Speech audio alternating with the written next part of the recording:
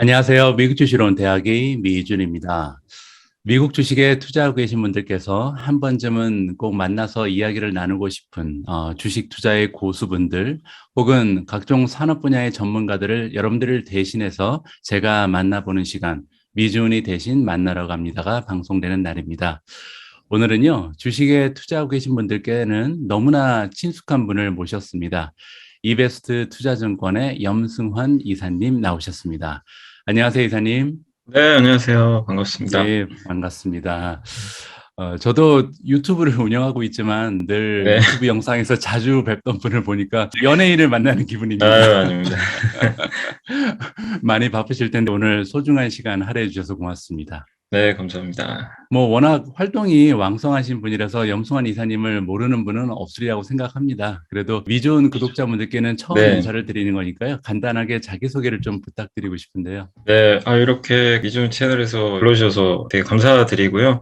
저는 이제 현재 이베스트 투자증권에서 이제 이사로 근무하고 있는 이제 염승환이라고 하고 있고요. 제가 이제 여기저기 방송에 많이 나가고 있어서 뭐 아마 유튜브 좀 보시는 분들은 좀 익숙하실 수도 있을 것 같긴 한데, 다만 저는 이제 국내 주식만 좀 거의 분석을 하다 보니까 음. 미국 주식 공부를 안 한 건 아니거든요. 근데 이제 저도 책도 보고 공부를 했는데, 확실히 좀 쉽진 않더라고요. 미국 주식은. 좀 약간 성격도 다르고 해서. 미국 주식을 또 모르면 국내 주식도 못 하거든요. 요즘 시대 자체가 그렇게 또 예. 흘러가니까. 미국 기업들에 또 한국 기업들이 많이 또 종속이 돼 있다 보니까. 그래서 아, 미국 주식도 어쨌든 국내 주식 하시는 분이 보신다면 미국 주식에 대해서도 내가 꼭 굳이 투자를 안 하더라도 꼭 공부는 좀 할 필요가 있는 것 같아요. 저도 이제 방송을 하면서 많이 느꼈기 때문에. 그래서 예. 제가 좀 이제 공부했던 거라든가 그런 부분들 또 국내 주식과 관련된 그런 내용들 좀 접목해가지고 오늘 방송 한번 좀 잘해보도록 하겠습니다. 감사합니다. 저도 많은 기대가 되는데요. 이사님 이력을 제가 살펴봤더니 제 네. 동생하고 동갑이시더라고요. 그런가요? 예, 아직은 굉장히 젊은 나이신데 주식 투자 경력이 이제 20년이 벌써 넘으셨거든요. 이렇게 빨리 남들보다 주식 투자에 뛰어들게 되신 계기라든지 이유 같은 게 있나요? 이게 우연히 했던 것 같아요. 그러니까 제가 이제 군대에서 제대하고 왔는데 그때 이제 IMF가 끝났을 때예요. 끝나고 이제 2000년 IT 버블 아마 그때 음, 버블이 한참이었던 걸로 제가 기억이 나는데 그때 갑자기 저희 이제 아버지께서 주식 투자를 하고 계시더라고요. 그래서 사업만 하시던 분이 왜 갑자기 주식 투자를 하시나 궁금하기도 했는데 아무튼 이제 아버지께서 좀 여유 자금 좀 주시면서 너도 한번 해봐라 이렇게 하시더라고요. 네. 이제 그때만 해도 그래도 저희 집이 어느 정도는 그래도 약간 여유가 좀 있던 편이어가지고 그래서 주식 투자를 그냥 얼떨결에 하게 된 거죠, 사실은. 전혀 뭐 제가 하고 싶어서 했던 보다는. 근데 이제 그때 당시에 아버지한테 또 정보를 주시던 분이 좀 계셨어요. 주식 투자할 때. 근데 이제 저한테도 이러저런 이제 정보를 주시더라고요. 근데 그거를 그분 말만 믿고 이렇게 했는데 너무 잘 되는 거예요. 어, 주식이 처음에. 예, 예. 돈이 너무 많이 잘 벌렸죠. 그때 진짜 어마어마했죠. 한 세네 배 벌었던 것 같아요. 제 어, 기억엔. 예. 근데 이제 작은 돈으로 시작했는데 돈이 이제 커졌는데, 근데 역시 이 세상에 공짜는 없더라고요. 결국에 그분 말 믿고 하다가 그 기업이 이제 상장 폐지가 된 거예요. 저의 이제 전 재산이 다 들어갔는데 상장 폐지 당하고, 와, 진짜 쓴맛을 봤죠. 이게 주식이구나. 주식이 돈 버는 게 아니구나. 진짜 위험한 거구나. 그때 또 처음 느꼈고, 아무튼 이제 그런 일이 있고 나서 주식 투자를 한동안 안 했어요. 이제 워낙 또 스트레스 받으니까. 음. 학업에 이제 그때 이제 제대하고 나서 학업에 매진하다가 우연히 이제 그 학교 도서관에서 주식책을 진짜 또 우연히 본 거예요. 도서관에서 진짜 이게 예. 좀 읽고 있다가 예. 근데 그 책을 읽었는데 어떤 책이었냐면요. 제목은 기억 안 나는데 일기 형식이에요. 어떤 어, 이제 트레이더 분이 예, 예. 매일매일 그걸 쓴 거예요. 그러니까 뭐 거기 뭐라고 나오냐면요. 아직도 기억나는 게 오늘 새벽에 나스닥 시장이 어떻게 끝났고 뭐 다우는 어땠고 미국에서 무슨 아, 일이 있었고 오늘 예. 우리나라 주식시장은 어떻게 움직였다. 뭐 이런 걸 자기 반성도 하고 속는데 근데 그게 너무 재밌는 거예요. 읽다 보니까. 그래가지고 이제 예. 거기에 빠졌죠. 다시 공부해야 되겠다. 주식 다시 한번 해보자.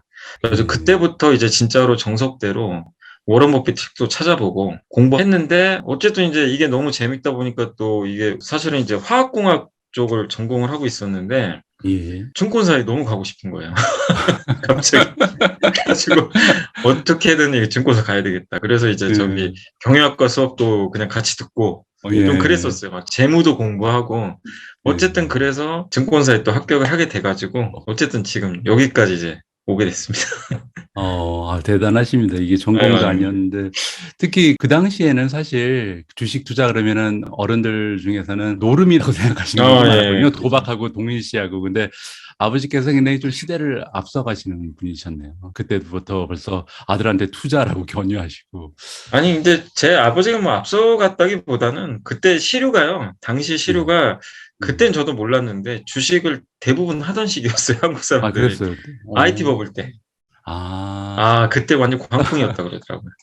그래가지고 저희 아, 아버지도 이제 아시는 분 얘기 듣고 투자를 처음 하셨는데 돈이 잘 벌리니까 그때는 사면 막 상한가 갔던 시절이었거든요. 그렇죠. 예, 예. 그러다 보니까 이제 아버지도 하시게 됐고. 근데 그때도 느꼈던 게 뭐냐면 지금만 생각해보면 뭐 더 느끼는 게 진짜 공짜가 없더라고요.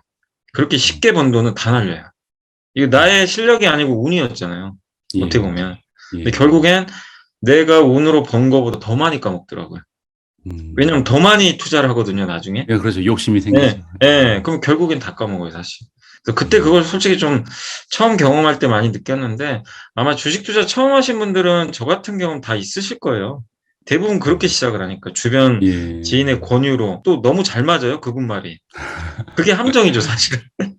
그랬다 이제 다시 다 그러게요. 하고 이제 예. 주식을 안 하시거나 아니면은 공부해서 다시 하시거나 이 둘 중에 하나인데 어쨌든 대부분 좀 그런 스토리를 갖고 가시는 것 같아요. 대부분. 예. 뭐 최근 들어서 주식 투자 시작하신 분들 많으신데 그분들보다 한 20년 정도 먼저 쓴맛을 보시면서 네. 주식계에 입문을 하셨네요. 음. 오늘 이제 많은 질문이 준비가 돼 있는데 일단 처음으로 드리고 싶은 질문은요. 아무래도 이제 매크로 관련 이슈를 좀 얘기를 해봐야 될 네네. 것 같습니다. 그래서 최근에 미국 증시 참여자 입장에서는 가장 많이 관심도 가고 또 걱정도 많이 되는 이슈가 인플레이션이거든요. 그래서 지난주에 또 미국 CPI가 9.1%를 찍고요. 이사님 보시기에는 미국 인플레이션이 앞으로 어떤 모습을 보이게 될 거라고 전망하고 계시나요? 그러니까 이게요, 5월 CPI 발표할 때랑 6월 CPI가 발표될 때랑 사실 6월이 더 높았잖아요, 그렇죠. CPI가. 예, 근데 예. 시장 분위기는 완전히 바뀌어 버렸어요. 5월 CPI 때는 깜짝 놀랐죠. 이게, 피크아웃인 줄 알았더니 올라갔네? 예, 그렇죠. 그래서 이제 시장은 놀랬고, 증시가 폭락을 했고, 뭐, 아시아 시장도 마찬가지였고, 근데 그때보다 수치가 더 높은데 지금 시장은 무슨 생각하냐면, 이젠 진짜 피크아웃이다. 이걸 좀 음, 생각하는 것 같아요. 저도 이제 데이터 분석을 딱 해보니까 그런 게 좀 느껴지더라고요. 이제 가장 괴롭히던 에너지 가격은 꺾였구나. 휘발유 가격이 6월에 분명히 평균값으로 치면 5월보다 올라갔기 때문에 CPI는 당연히 오른 걸로 반영이 되는데 예, 6월 말부터 휘발유 가격이 꺾여버렸잖아요. 예, 그게 예. 반영은 안 됐지만 이건 누가 음, 봐도 명확하죠. 7월엔 분명히 꺾이거든요. 예, 예. 예. 데이터만 봐도 이건 명확하고 그래서 국제유가나 이런 게 올라갔던 부분이 반영이 됐어도 시장은 이거 어차피 꺾인 거야. 지나간 데이터야. 그래서 생각을 안 했고 그다음에 보니까 지금 재화라든가 여러 가지 각종 소비들이 좀 이제 조금씩 감소하는 기미가 보이다 보니까 일단은 뭐 중고차 가격이라든가 이런 예. 이제 재화와 관련된 가격들은 조금씩 이제 안정화되는 조짐을 좀 보이기 시작을 했고요. 근데 이제 그 데이터에서 가장 신경이 쓰였던 건 주거비 같더라고요. 그렇죠. 렌트비. 주거비가 예, 예. 계속 지금 올라가는데 이 주거비라는 게 좀 이게 고약한 게 뭐냐면 주택 가격에 보니까 이것도 저도 공부하다 보니까 두 가지가 있더라고요. 오너 인덱스라 그래가지고 집주인이 생각하는 임대료 있잖아요. 예, 예. 그걸 평가하는 물가 지수가 하나 있고 세입자가 하는 거 있죠. 이제 세 들어 예, 사시는 예. 그분이 하는 게 이제 그걸 뭐 렌터 인덱스라고 하는데 이 두 가지인데 둘 다 주택 가격 후행을 하는데 오너 인덱스 같은 경우는 미국 주택협회에서 발표하는 주택 가격 지수인가요? 예. 그거를 19개월인가?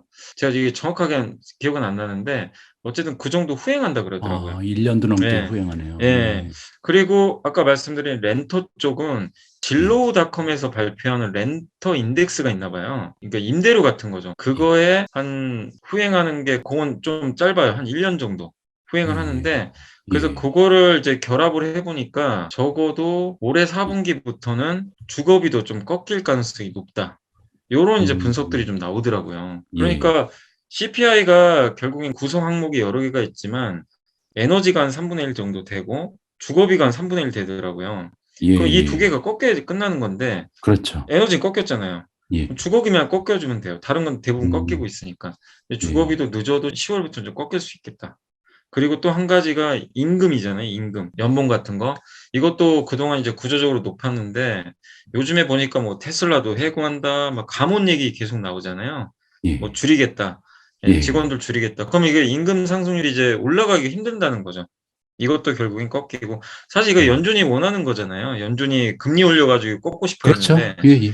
그게 이제 나온 거죠. 그러니까 이런 걸 종합해 보니까 6월에 너무 높게 나왔지만 7월부터는 꺾일 확률이 되게 높아졌다. 이거에 음, 이제 시장 참가자들이 베팅을 한 것 같아요. 제가 봤을 때는. 그러고 나니까 미국의 특히 성장주들도 갑자기 좀 오르기 시작을 하고 예. 한국에서도 미국의 물가가 이제는 진짜 피크아웃인가? 이렇게 생각을 하다 보니까 한국 시장도 정말 못 갔거든요. 근데 오늘 월요일 날 열린 국내 증시가 거의 지수 기준으로 한 2% 급등을 했어요. 굉장히 어, 많이 올랐죠. 예, 그러니까 예. 지금 전 세계적으로 봤을 때 미국의 물가 지수가 제일 중요한데 많은 참가자들이 물가의 피크아웃을 기대하고 있고 실제 데이터를 보니까 가능성이 굉장히 높은 쪽으로 생각을 하고 음. 있는 게 여실히 좀 느껴졌던 것 같아요, 지금. 예. 그러니까 일단은 시장에서는 인플레이션이 피크를 찍었다고 지금 믿고 있다. 그러니까 네. 가장 큰 게 이제 휘발유 쪽인데 아무래도 에너지가 3분의 1을 차지하는데 CPI에 그쪽에 네. 꺾이는 모습을 보이고 있기 때문에 시장 참여자들이 이제는 주거비도 아까 이사님 말씀하신 것처럼 뭐 4분기 정도부터는 내려갈 가능성이 높고 네. 뭐 임금도 지금 뽑기 굉장히 어려웠었는데 최근에 조금씩 이제 기업 쪽에서 오히려 비용 네. 절감하다라고 사람 자르기 시작하고 하면서 세 가지 부분 가장 중요한 게 다 하락하는 추세를 보이기 때문에 음. 인플레이션은 이제는 조금은 우리가 기대를 해봐도 되지 않을까 이렇게 정리가 되겠네요. 그죠? 네. 그러니까 요거죠. 그러니까 옛날처럼 디플레로 가기는 어렵고요. 그러니까 예. 인플레 시대는 이어지는데 시장이 예. 제일 두려워하는 게 너무 빨리 올라갔잖아요, 인플레가. 이 인플레 예. 속도가 이제 둔화되는 시그널은 나온 것 같아요. 이제 시장이 거기에 좀 예. 안도를 한 게 아닌가 그렇게 좀 보고 음. 있습니다. 알겠습니다. 그렇게 되면요, 사실 인플레 다음으로 또 중요한 거는 이제 그 어닝 시즌이 이번 주부터 시작이거든요, 미국 쪽은. 네. 그러면 이제 실적이 떨어지면 또 한 번 또 하락이 올 수가 있는데 리세션 쪽에는 어떻게 생각하세요? 만약에 리세션이 정말로 미국에서 오게 되고 조금이라도 장기화되고 그러면 이제 미국 기업들이 아무래도 실적에서 많은 타격을 받게 되고 그럼 지금까지는 이제 멀티플이 떨어지면서 시장이 하락한 음. 건데 결국은 실적이 안 좋아서 추가적으로 다시 한번 베어 마켓이 올 수 있다. 뭐 이런 전망도 있거든요. 여기에 대한 의견을 한번 듣고 싶습니다. 그러니까 저는 일단 주가 지수만 봐서는 경기 침체까지도 반영을 한 것 같아요. 그러니까 보통 보면 과거에도 여러 데이터들이 있지만 경기 침체가 제가 알기로는 미국에서도 한 12번 정도 있었던 걸로 제가 알고 있거든요. 그래서 그거 이제 평균치를 내보니까 S&P 500 지수 기준으로 한 평균 한 28% 정도 빠졌다고 하더라고요. 그 당시에 침체가 예. 예. 실제 이제 발생했을 때 발생하기 전부터 빠졌던 거죠, 사실은. 항상 주가라는 게 선행을 하니까. 예. 근데 이번에 S&P 500 지수도 거의 한 25%까지 정도까지 한번 하락을 했었잖아요. 그래서 예. 어느 정도 반영했고 나스닥은 뭐 35%나 빠졌기 때문에 예. 그 예. 경기 침체가 설사 오더라도 이미 시장은 알고 있죠. 뭐 경기 침체 뭐 매일 뉴스가 나왔으니까. 그래서 저는 실제 오는 것 자체도 그렇게 두려워할 필요는 없고 물가가 잡히는 상태에서 만약에 침체가 오잖아요. 그 예. 연준의 긴축이 오히려 완화돼 버려요.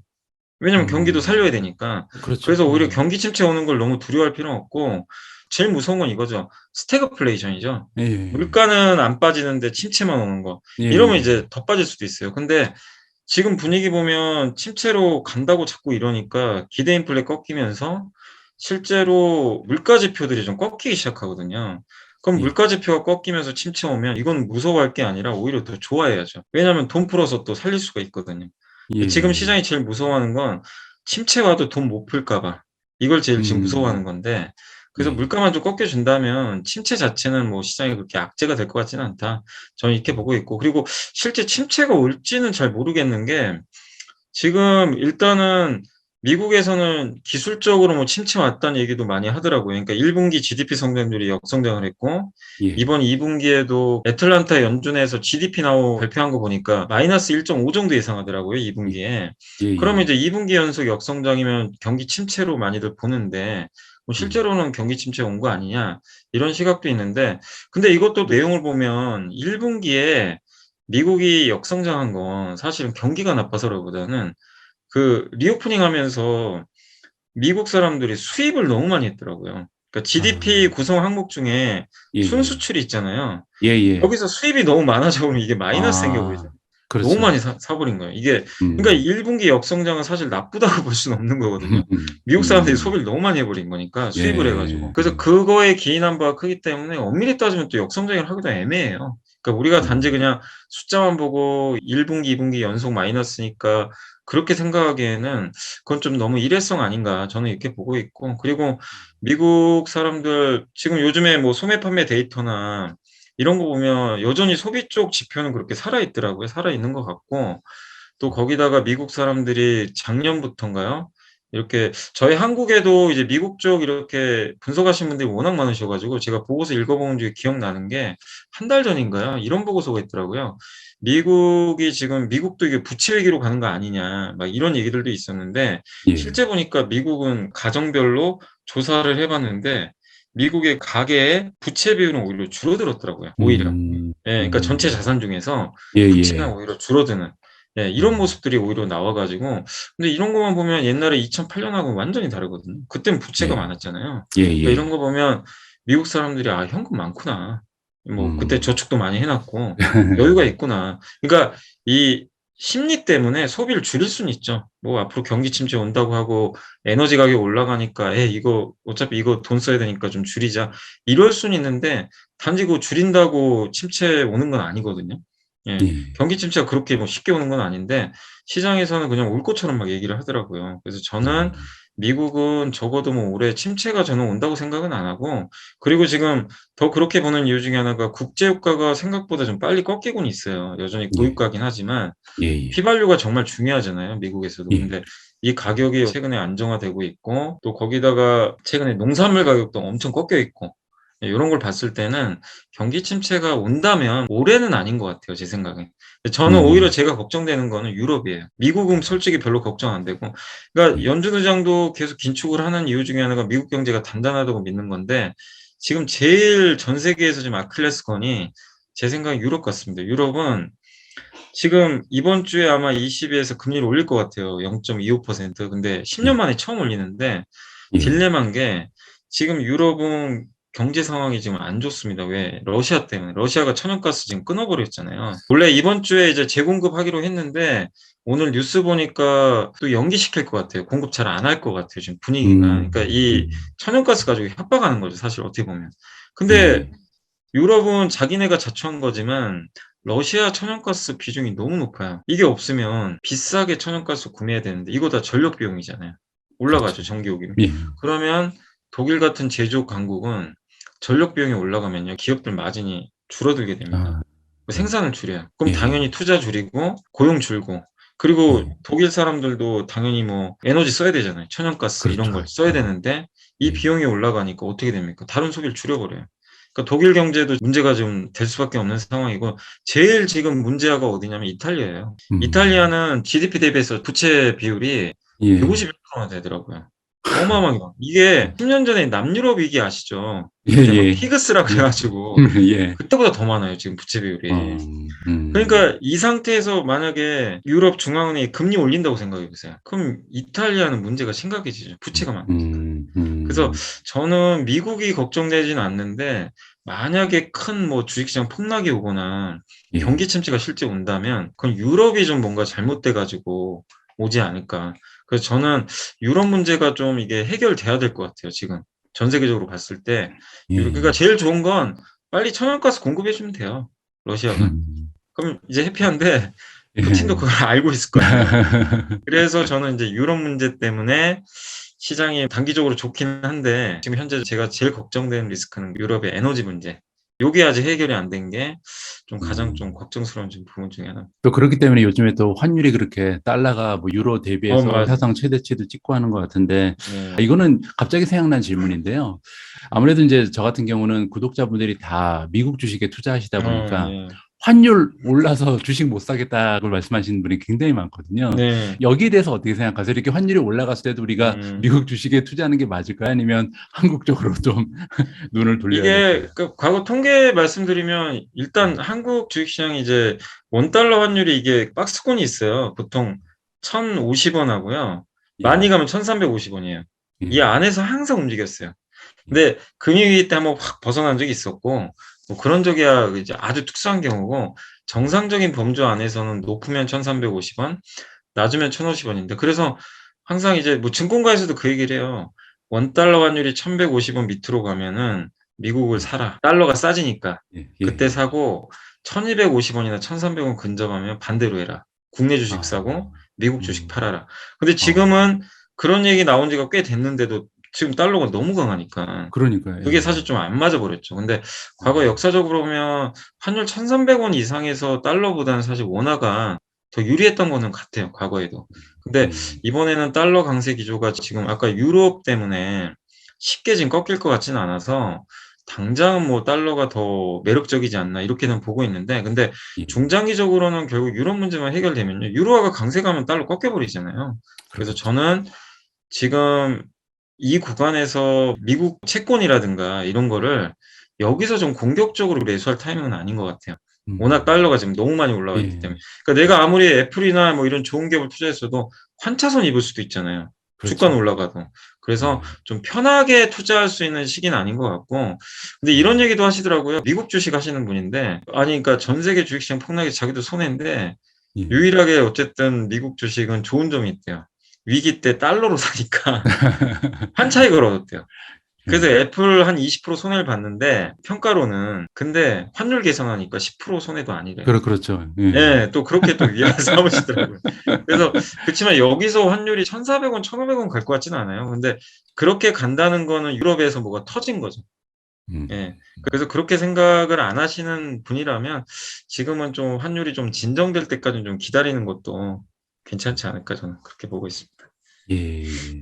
결국 지금 가장 위험해 보이는 곳도 유럽이고, 그리고 이제 반대로 가장 커다란 호재라 그러면 또 전쟁이 끝나는 게 되겠네요. 그러면 네. 주식 투자하는 사람 입장에서는. 가장 어, 좋죠. 예. 다음에 이제 가장 근본적인 질문 좀 드리고 싶은데, 그러면 지금 현재 이런 상황에서 우리 투자자들이 포트폴리오 구성을 어떻게 하면 좋을까요? 어떤 섹터와 어떤 종목, 뭐 현금 비중이라든지 전반적으로 포트폴리오 구성에 대한 조언을 좀 부탁드리고 싶습니다. 지금 분명한 건요. 이제 10년 동안 나스닥이 한 5-6배 올랐었잖아요. 근데 저는 나스닥이 올랐던 배경에도 그게 좀 있었던 것 같아요. 그러니까 한마디로 이 나스닥 성장의 가장 큰 동력은 저는 저물가였다고 생각해요. 왜냐하면 저물가이기 때문에 금리가 낮아요. 그렇죠. 낮은 금리. 그럼 성장주한테 되게 유리하잖아요. 예. 그리고 지난 10 년간은 또 독점의 시대였죠. 모든 걸 다 플랫폼이 가져가는 시기였죠. 물가가 예. 낮으니까. 그러니까 저도 이제 아마존을 좀 공부하면서 느꼈던 게 아마존이 물론 클라우드로 돈을 많이 벌었지만 아마존이 어쨌든 이제 고객을 확보하기 위해서 전자상거래도 했지만 이 전자상거래에서 아마존이 했던 역할 중에 가장 큰 게 물가를 다운시켜 버렸잖아요. 그러면서 시장을 완전히 장악해 버렸고 근데 그렇게 또 할 수 있었던 원인 중에 하나가 중국산 저가 제품들을 이렇게 손쉽게 또 수입을 해서 그렇죠. 판매를 했던 것도 하나가 있었고 또 예. 거기에 애플의 스마트폰도 나왔고 LTE 통신도 이제 이게 활성화되면서 우리가 이제 손 안에서 모바일로 모든 걸 할 수가 있잖아요. 그 예. 기술 혁신까지 맞아떨어졌는데 근데 이런 산업 구조의 특징이 승자가 다 먹어요. 그러니까 음. 남들하고 나눠 먹는 게 아니라 예. 아마존이 다 먹고 애플이 다 먹고 이 플랫폼이 다 먹는 구조잖아요. 유튜브도 사실은 승자 독식이잖아요. 사실 어떻게 그렇죠. 보면은. 예. 예예. 스트리밍을 할 수 있는 이런 조건들을 만들어 놓은 건데 그걸 이제 유튜브가 어쨌든 잘 활용을 해 가지고 이 생태계를 조성해 있고 페이스북 뭐 다 마찬가지인 것 같아요. 근데 이런 이제 상황에서 이게 10 년이 지나서 나스닥이 6배 정도 올랐는데 그럼 예. 이제 앞으로 몇 년 후를 좀 봤을 때 과거의 10 년과 앞으로의 몇 년 후가 어떨진 모르지만 이제 우리가 한번 상상은 해 봐야 되는데 '과연 그럴 수 있을까?' 이제 첫 번째가 뭐냐면 이 기업들이 더 성장할 수 있을까가 좀 고민이거든요. 대부분 성장주인데 흔히 말하면 침투율 그러니까 뭐 이 SNS가 옛날에는 뭐 전체 국민의 10%가 썼으면 90% 시장이 열려 있잖아요. 근데 예예. 지금 미국 사람 다 쓰잖아요. 예. 그러니까 그렇죠. 그리고 넷플릭스가 폭락한 이유도 저는 그거라고 보거든요. 다 그렇죠. 봐요, 예. 미국 사람들. 그러니까 예. 미국인들을 더 만들 수도 없는 상황에서 음. 구독자가 지금 줄잖아요. 이거 어쩔 수 예. 없는 거기다가 경쟁도 치열해요. 이런 구글이나 유튜브는 그나마 괜찮은 게 뭐냐면 거기도 이제 거의 뭐 성장할 만큼은 했는데 괜찮은 이유 중에 하나가 얘네는 계속 승자 독식이에요. 경쟁자가 없잖아요. 근데 그렇죠. 문제는 넷플릭스 같은 경우는 디즈니 플러스 들어오죠. 뭐 HBO 들어오죠. 이 침투를 해요. 그럼 사람들은 뭐 넷플릭스 볼 거 없으면 이쪽으로 갈아타고 돌려버리는 거죠. 그렇죠. 그러니까 이제 경제적 혜자가 좀 낮다 보니까 이런 음, 산업들은 이제 어떻게 보면 성장주라고 하기보다 이제 가치주로 바뀌어버리는 그런 예, 좀 딜레마가 발생한 것 같아요. 근데 많은 사람들이 넷플릭스 성장을 믿고 투자했지 가치 쪽으로 보고 투자하신 분은 많지가 않잖아요. 그래서 이제 예, 부러져 버린 것 같고 페이스북도 마찬가지인 것 같고 페이스북의 가장 큰 경쟁자는 틱톡 같은 거. 중국에 틱톡이 예, 들어오면서 이것도 예, 이제 훼손돼 버렸죠. 이제 이런 것들 때문에 그래서 이제 저는 미국 주식 투자할 때도 지난 10년간 성장했다고 해서 앞으로 10년간 성장하냐가 아니라 룸을 봐야 될 것 같아요. 이 회사가 성장할 수 있는 시장의 룸. 그게 있냐 없냐를 좀 보고 투자하는 게 맞는 것 같고 그러니까 그런 음, 면에서는 저는 그래서 저는 좀 테슬라가 괜찮다고 생각하는 게 미국에서 전기차는 지금 이제 침투율이 이제 한 6%밖에 안 되더라고요. 그렇죠. 예, 아직도. 그러면 예, 아직 90, 한 4%가 남아 있어요. 예, 시장이. 예, 그만큼. 근데 물론 경쟁도 있지만 그 경쟁을 하더라도 50% 이상의 침투율에서 하는 거하고 아직 6%밖에 안 된 상황에서 경쟁은 그건 경쟁이 아니죠. 서로 그냥 같이 음, 놀아먹는 거죠. 이건 뭐 한국도 마찬가지인데 한국의 네이버 카카오가 주가가 잘 안 가는 이유가 한국에서 이미 다 했거든요. 더 늘리기 힘들어요. 한국 사람 다 쓰고 있잖아요. 예, 예, 그래서 해외로 가요. 근데 해외에선 음, 성과가 아직 안 나죠. 이런 성장주를 투자하실 땐 본질이 이 회사가 갖고 있는 비즈니스 모델 안에서 이 비즈니스 모델을 확장할 수 있는 시장이 있느냐. 저는 이걸 음, 보거든요. 근데 그게 있는 기업을 위주로 좀 포트를 꾸리는 게 맞지 않나. 그리고 왜 이 말씀을 드리냐면 아까 제가 저물가, 디플레이션, 저금리 시대를 말씀드렸지만 이제는 바뀐단 말이에요. 옛날보다 분명히 완전 고물가는 아니어도 중물가, 예, 그다음에 중금리 시대가 올 겁니다. 그러면 예, 환경이 더 힘들어져요. 가혹해지죠. 이 기업들이 투자하기도 더 힘들고 하기 예, 때문에 진짜 돈 잘 버는 기업들만 살아남을 것 같아요. 지금은. 음, 예. 그러니까 투자를 작년, 재작년에 사실 좀 시장이 워낙 좋고 유동성이 풀리니까 좋은 기업 내가 그냥 가볍게 좀 타도 수익이 빵빵빵 났는데 예, 이제는 정말 리서치도 정말 잘하셔야 될 것 같고 되게 어려울 것 같아요. 앞으로 한 1-2년 정도는 굉장히 난이도 있는 그래서 여러분들이 투자하실 때 현금 흐름 창출할 수 있는 기업들 한번 잘 고민해 보시고 그리고 아까 앞서 설명드린 대로 시장이 계속 이렇게 성장할 수 있는 그쪽에 속한 기업들이 뭐가 있나 요것도 좀 음, 보시고 그리고 애플 같은 것도 생각해 보면 뭔가 좀 성장이 막혔을 수도 있잖아요. 스마트폰 다 쓰고 있으니까. 근데 예, 애플은 그 안에서 계속 확장을 하더라고요. 그러니까 뭐냐면 애플은 거의 뭐 프리미엄 스마트폰에서 독점적이지만 자기가 직접 이제 반도체도 만들잖아요. 예, 예, 설계까지 하고. 예, 그러니까 예, 시장을 자기가 점점 넓혀요. 그래서 독보적으로 좀 가고 있고 이제 뭐 아이패드에도 M2 칩인가요? 막 이런 것도 막 넣기 시작하는 것 같고 예, 괴물이 되는 것 같고 예, 거기다가 VR 글래스 그렇죠. 요것도 이제 시작한다고 하고 결국 이제 끝판왕은 자율주행차까지 가겠죠.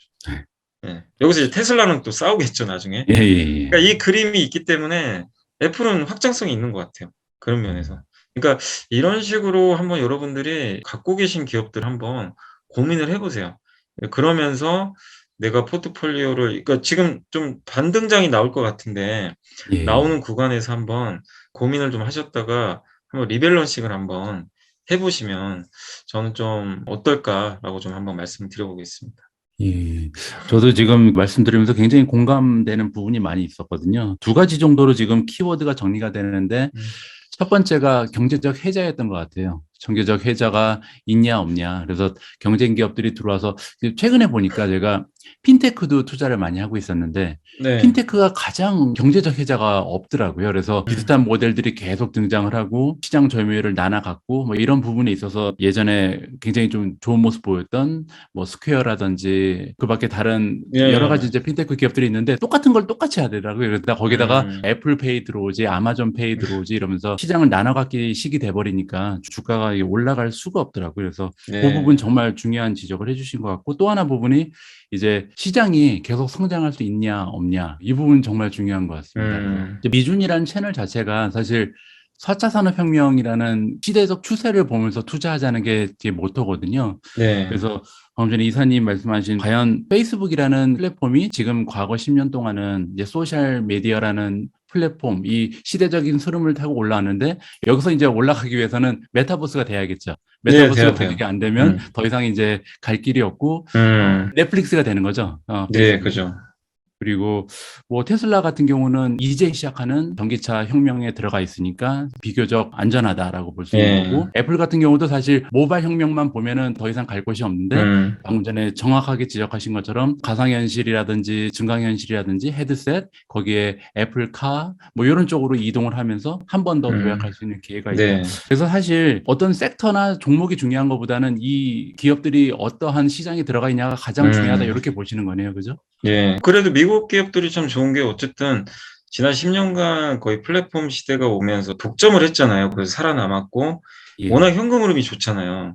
예. 그래서 저는 사실 이제 넷플릭스 같은 건 잘 모르겠지만 이제 워낙 좀 거기 포화 상태인 것 같아서 그렇지만 돈은 잘 버니까 고배당주로 좀 바뀌지 않을까 하는 생각이 있는데 성장을 원하시는 분들한테 매력은 없겠지만 페이스북이 지금 형편없잖아요, 사실은. 예, 예. 엄청 빠졌지만 그렇죠. 방금 설명드린 저는 메타버스 시대가 저는 개인적으로 올 거라고 생각은 하거든요. 사람들이 리오프닝하고 그러니까 작년에 한번 환상을 가졌잖아요. 뭐 예. NFT도 환상 갖고 그랬는데 알고 봤더니 당장 돈 될 건 아니에요.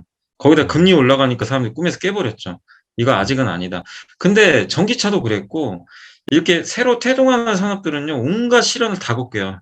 다 겪은 후에 그 다음에 이제 결국 승자가 이제 독식이 돼서 가는 건데 페이스북도 이름까지 바꿨잖아요. 어쨌든 예, 그만큼 예. 의지가 강력하고 이 메타버스를 통해서 저는 할 게 되게 많은 게 왜 저는 될 거라고 자꾸 생각을 하냐면 두 가지 측면이에요. 사람들은 어쨌든 노는 걸 좋아해요. 좋아하는데 결국엔 밖에서만 놀 수는 없어요. 다시 또 안으로 들어오게 돼요. 그러니까 리오프닝 때문에 잠깐 디즈니랜드 가요. 근데 예, 그것도 하루 예. 이틀이죠. 결국엔 여가 활동을 해야 되잖아요. 근데 예. 점점 옛날보다 좀 이게 타이트해질 수밖에 없는 게 고물가 고금리 시대가 이어질 거란 말이에요. 옛날보다는. 그럼 사람들이 가처분 소득이 줄기 때문에 값싼 여가를 더 찾게 돼요. 그 대표적인 게 바로 영화관 같은 거고, 근데 그게 이제 넷플릭스가 대체를 한 거지만 가장 또 대표적인 게 게임이잖아요. 손쉽게 무료로도 할 수 있고. 그렇죠. 근데 이 게임이 그게 좀 있어요. 저도 게임을 옛날에 되게 좋아했는데 게임은 몰입을 하면은 그게 뭐 계속 하게 되더라고. 영화나 드라마는 이제 내가 그냥 수동적으로 보는 거잖아요. 예, 근데 예. 게임은 내가 참여를 하는 거잖아요. 그래서 나의 이제 능동적인 의지가 가서 그런지 몰라도 두세 시간도 짧게 느껴지는 경우가 되게 많은데 근데 음. 만약에 메타버스 시대가 열리면 하루 종일 그 세계에 들어갈 수도 있는 거예요. 사람들이. 그런 시대가 올 수 있죠. 아직은 아니지만 그리고 한 가지 이거는 이제 소비자 관점이었고 한 가지는 이제 이거는 기업 관점에서 보면 현대차가 뭘 만들었냐면요. 올해 CES에서 현대차가 뭘 공개를 했냐면 현대차가 이제 서울에 본사가 있잖아요. 울산에 공장도 있고 서울 쪽에 본사가 있는데 거기 이제 연구진이 뭐를 하냐면은 싱가포르에 공장이 하나 있어요.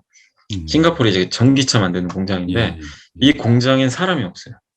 없고 뭐가 있는 거 로봇이 있어요. 어. 로봇이 있는데 서울에 있는 어떤 직원이 그 예. 메타버스에 연결을 딱 해요. 예. 가상의 싱가포르 공장에 연결하는 거예요. 어. 연결을 해가지고 뭐 이런 걸 쓰겠죠. 그래가지고 입력을 해요. 그러니까 공장에 뭐 문제가 생겼어요. 그러니까 자동으로 다 돌아가는 공장이에요. 예. 그러면 뭔가를 딱 입력을 하면 명령을 딱 듣고 거기 있는 로봇이 가서 다 수리를 해요. 잘못된 걸 다 고쳐줘요. 이게 바로 이제 가상현실과 실제 현실을 혼합한 거죠. 어떻게 보면. 네, 두 개를 음. 혼합한 거예요. 근데 그걸 이제 메타버스로 연결을 한 건데 그거를 뭐라고 명칭이 메타 로봇이라고 그랬어요. 어. 그 현대차에서 예, 직접 예. 명명을 했습니다. 그러니까 뭐냐면 우리가 그냥 게임으로만 하는 게 아니라 실제 기업들 입장에서는 어떻게 보면 인건비를 확 줄일 수도 있거든요. 비용 절감도 되면서 아니 예. 서울에 있는 직원이 싱가포르에 있는 공장을 가동을 시킬 수가 있는 거예요. 음. 그냥 몇 번 그 터치 몇 번만으로. 예, 예, 그런 예. 시대가 열릴 수 있는 거를 실제로 구현을 해줬거든요. 근데 이게 지금은 아니지만 몇 년 후에는 대중화될 수도 있는 거죠. 테슬라도 그렇게 할 수도 있는 거고. 예, 그래서 예. 메타버스가 활용될 만한 거 저는 되게 많다고 보는데 너무 음. 시장이 작년에 빨리 갔어요, 사실은. 그렇죠. 그래서 예. 페이스북의 미래는 저는 여전히 좀 밝은 것 같다. 왜냐하면 그런 기대감은 있기 때문에. 근데 이거를 제대로 하냐 안 하냐 이제 그건 페이스북이 알아서 할 문제죠. 그래서 음. 투자자분들이 하실 거는 계속 그걸 검증해야죠. 제대로 사업을 하고 있는지 그것만 잘하시면 될 것 같고, 그래서 기본적으로 이런 좀 앞으로 세상이 어떻게 바뀔지에 대한 고민이 계속 좀 필요한 것 같아요. 지금은. 제가 지난주 금요일 날 기사를 본 게 하나 있는데, 제가 이제 영국에 지금 살고 있거든요. 네. 근데 스타벅스가 영국에 매장이 1,000개가 넘어요. 근데 이번에 기사가 어떻게 났냐면 포기하고 나간다 하고 나왔어요. 그래서 스타벅스가 영국을 왜 버리나? 영국 그러면 이제 전 세계 경제에서도 가장 큰 경제 중에 하나이기 때문에 굉장히 네. 큰 시장일 텐데 여기를 포기한다고 나오더라고요. 그래서 그 음. 이유가 봤더니 크게 두 가지인데, 하나는 경쟁이 너무 심화됐다. 여기 이제 아, 뭐 코스타 이런 데가 굉장히 많거든요. 그래서 첫 번째 이유가 경쟁이고, 두 번째는 사람들이 출근을 안 하니까요. 넥타이 부대가 없는 거예요. 낮에 그러겠네요. 점심 먹고 이제 커피숍을 가야 되는데 이 수요가 너무나 많이 음. 줄어가지고 돈벌이가 안 된다 이렇게 나오더라고요. 그래서 음. 제가 느낀 게 정말로 세상이 우리가 생각하는 것보다 훨씬 더 빨리 변화하는구나. 그래서 네, 맞아요. 기사님 말씀하시는 것처럼 사실 기술력은 아직 갈 길 멀잖아요. 우리가 지금 음. 유튜브로 대화하고 있지만 현실감이 좀 떨어지는 게 사실이죠. 네. 근데 이게 한 5년, 10년 지나면 정말로 그냥 바로 앞에 있는 사람하고 네. 대화하는 것처럼 느껴질 텐데, 그때 되면 정말로 사람들이 출근하는 사람이 얼마나 될까, 미팅하는 사람이 얼마나 될까, 이런 생각을 하게 되면요. 지금 기회는 네. 정말 많은 것 같습니다. 맞습니다. 같은 의견을 가지고 계셔서 굉장히 기분이 좋네요.